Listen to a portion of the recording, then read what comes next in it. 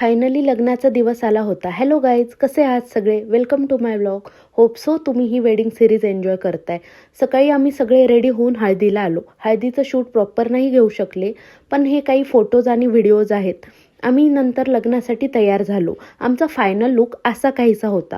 ज्या दिवसाची मी खूप आतुरतेने वाट पाहत होते, तो दिवस, तो मोमेंट आला होता.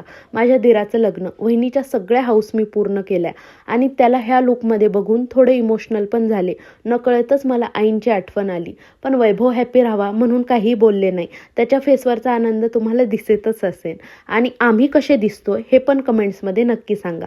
आता पुढे बघा, आमचा नवरदेव घोड्यावर बसायला तयार होता आणि आम्ही निघालो वरातीला. माझं बाळ पण काकाच्या लग्नात काकासारखंच दिसत होता, शेरवानी ते घालून, आणि तो पण डान्स करायला लागला. नंतर आम्ही वरातीला खूप डान्स केला. आम्हाला एवढं कळालं नाही की लग्नाचा मुहूर्तही निघून जात होता. मग शेवटी घाई झाली आणि लग्नाच्या हॉलला आलो. फायनली लग्नाची वेळ आली. मंगलाष्टका चालू झाल्या, अक्षदा वाटल्या आणि लग्न लागलं. लग्न लागल्यावर काही वेळ हा फोटोमध्येच गेला. त्यानंतर होते विधी. वैभव प्रांजली विधीसाठी तयार होऊन आले. विधी ह्या सगळ्या छान पार पाडल्या. वैभवने प्रांजलीला मंगळसूत्र घातलं आणि ती फायनली आमची झाली. सप्तपदीसाठीची रांगोळी बघा किती अट्रॅक्टिव्ह वाटते. माझं पण विधीसाठीचा लुक असा होता. स्पेशली मी वरमाय होते. तो सगळा मान मला दिला आणि खूप कौतुक केलं. विधी झाले, सगळे जेवायला गेलो, कारण त्यानंतर आम्हाला निघायचं होतं. मग जेवण झाले आणि आवरायला घेतलं. सगळं लग्न निर्विघ्न पार पाडलं. त्याचं सॅटिस्फॅक्शन काही वेगळंच होतं.